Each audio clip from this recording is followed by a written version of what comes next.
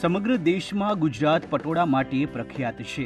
એમાં પણ પાટણના પટોળા તો દેશ અને દુનિયામાં પ્રચલિત છે। પરંતુ હવે એવું લાગી રહ્યું છે કે પાટણને છોડીને સુરેન્દ્રનગર જિલ્લો પટોળાના ઉત્પાદનમાં અગ્રેસર બની રહ્યો છે। છેલ્લા કેટલાક સમયથી કારીગરો પટોળા તરફ વળ્યા છે। સુરેન્દ્રનગર જિલ્લાના સોમાસર, મૂળી, ધાંગધ્રા, લીંબડી, વઢવાણ જેવા શહેરમાં પટોળાનું ઉત્પાદન થઈ રહ્યું છે। રેશમમાંથી પટોળાનું વણાટકામ કરીને તેને દેશ અને વિદેશમાં મોકલવામાં પણ આવી રહ્યા છે। સુરેન્દ્રનગર જિલ્લામાં ગુજરાત રાજ્યના 70% પટોળા બને છે અને આ પટોળા ન માત્ર ગુજરાત પરંતુ દેશના વિવિધ રાજ્યોમાં પણ મોકલવામાં આવી રહ્યા છે। એટલું જ નહીં, વિદેશની માર્કેટમાં પણ આ પટોળાનું વેચાણ થઈ રહ્યું છે। છેલ્લા 85 વર્ષથી પટોળાના વ્યવસાય સાથે સંકળાયેલા સુરેન્દ્રનગરના કિશોરભાઈ મકવાણા જણાવે છે કે પટોળાનું કામ ખૂબ જ જટિલ છે। એક પટોળું તૈયાર થયા બાદ તે 15,000 થી લઈને 1.5 લાખ રૂપિયા સુધીમાં વેચાય છે। પટોળાનો વ્યવસાય અમારો લગભગ 85 યર્સથી છે અને લગભગ હું તો જન્મજાતથી પટોળાનું કરું જ છું। હારે અમારે બેબી અમે આમાં 3 વકલ બનાવી, સિંગલ ઇકાટ, સેમી ઇકાટ, ડબલ ઇકાટ। અને આ પાટીથી માંડી આ પટોળાનું વેચાણ થયું ને 15,000 થી 1.5 લાખ રૂપિયા લગી વેચાણ થાય છે। અમે બરોડા, સુરત, બેંગ્લોર, હૈદરાબાદ, સૌથી વધુ હૈદરાબાદ અને બોમ્બે લગભગના મેગા સિટી બધામાં આનું વેચાણ થાય છે। અને શેમાંથી બનતા હોય? આ રેશમમાંથી, પ્યોર સિલ્ક, માલબરી સિલ્કમાંથી બનતા હોય। પાટણના પટોળા પણ હવે સુરેન્દ્રનગરના કામદારો બનાવી રહ્યા છે। એક પટોળું બનાવવા માટે પરિવારના 1 થી વધારે સભ્યની જરૂર પડે છે અને આ ખૂબ ધૈર્ય અને સમયની સાથે મહેનત માંગી લેતું કામ છે। અહીંથી તૈયાર થતા પટોળા દેશ વિદેશમાં વેચાણ માટે મોકલવામાં આવી રહ્યા છે। સુરેન્દ્રનગર જિલ્લામાં અંદાજિત 2000 થી વધુ કામદારો આ કળા અને વણાટકામ સાથે જોડાયેલા છે। પટોળાનું ઉત્પાદન કરી રહ્યા છે, જેના થકી કારીગરોને ઘર આંગણે સારી એવી આવક પણ મળતી થઈ છે। અમે આ પટોળાના બિઝનેસ ઘણા ટાઈમથી કરીએ છીએ। એમાં ઘણું બધું આમ બધું કાપડ ને જે કે રેશમ એ બધું આમાં ઘણું બધું છે વપરાયેલું। જેમ કે ઘણા બધા મજૂરોની પણ આમાં જરૂર પડે છે, જેમ કે કલર, પાટી બધું એમાં ઘણું બધું। અને બનાવીને અમે ઘણી બધી જગ્યાએ વેચીએ છીએ પણ એમ, જેમ કે રેશમ તો બેંગ્લોરથી જ આવે છે અને જેમ કે બોમ્બે એમ બધી અમે વેચાણ કરીએ છીએ। અને અમે આમાં અમારા ઘરના પરિવારના બધા જ સભ્યો જોડાયેલા છીએ। ઘણી બધી મહેનત છે આમાં।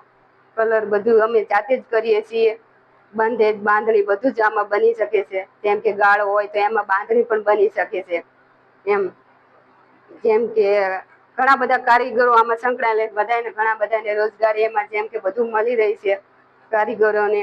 સુરેન્દ્રનગર જિલ્લામાં ખાદીનું ઉત્પાદન ખૂબ મોટા પાયે થતું, પછી ધીરે ધીરે શાલ વણવાનું શરૂ થયું, ગરમ શાલ વણવાનું શરૂ થયું, રેશમની શાલ વણવાનું શરૂ થયું। પછી પાટણનો જે પટોળાનો ઉદ્યોગ છે, પાટણની અંદર ખૂબ મોટો ઉદ્યોગ, પણ ત્યાં કારીગરો ઓછા હતા।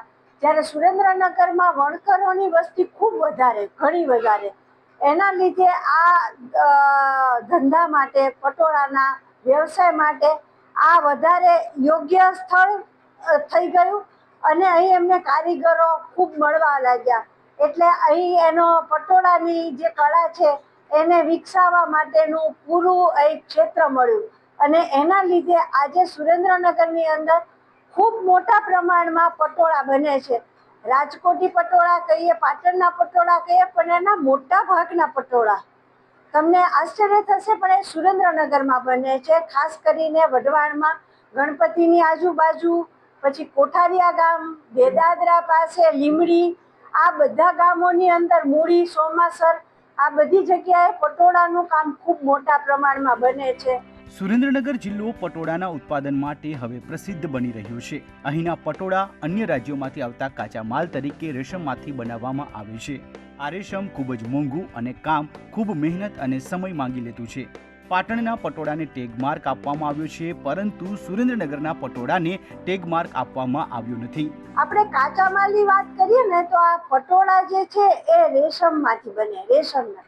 હવે રેશમ આવે છે બેંગ્લોરથી અને એ ખૂબ કોસ્ટલી હોય છે, એટલે 1 કિલો રેશમમાંથી લગભગ 2 પટોળા બને, થોડો બગાડ પણ થાય।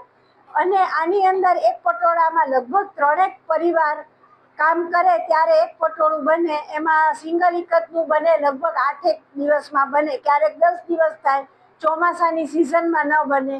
ડબલ ઇકતની કિંમત વધારે હોય, 80,000 થી લઈને 2 લાખ સુધીનું હોય, પણ એની અંદર પણ લગભગ 4 પરિવાર હોય અને સાથે સાથે 3-4 મહિનાનો એનો સમયગાળો રહે. એટલે આ પરિવારોને સૌથી વધારે અત્યારે જરૂર હોય ને તો જી ટેગની છે, કારણ કે જી ટેગ હોય તો આ વ્યવસાયને ખૂબ મોટા પાયે એ લોકો લઈ જઈ શકે, એમને બીજી બધી ઘણી બધી ફાયદા થાય, એમના ધંધાનો વિકાસ થાય. એટલે જી ટેગ માટે અહીંના બધા જ કારીગરોની માંગ છે કે સુરેન્દ્રનગરના પટોળાને જી ટેગ મળે, જેમ ટાંગલિયાને મળ્યો અને એને વિશ્વવ્યાપી બન્યું વઢવાણનું ટાંગલિયા વર્ગ લવજીભાઈનું. આજના હરીફાઈના યુગમાં સુરેન્દ્રનગર જિલ્લાના પટોળાના વ્યવસાય સાથે સંકળાયેલા કારીગરો પોતાની આ કળા અને આર્થિક વારસાને જાળવી રાખવા માટે જહેમત ઉઠાવી રહ્યા છે. તેમ છતાં જો આ વ્યવસાય અને કારીગરોને એક વ્યવસ્થિત વ્યાપારિક મંચ મળે તો તેઓ વધુ આર્થિક પ્રગતિ કરી શકે તેમાં કોઈ આશંકા નથી. સુરેન્દ્રનગરથી ફઝલ ચૌહાણનો અહેવાલ, ETV ભારત.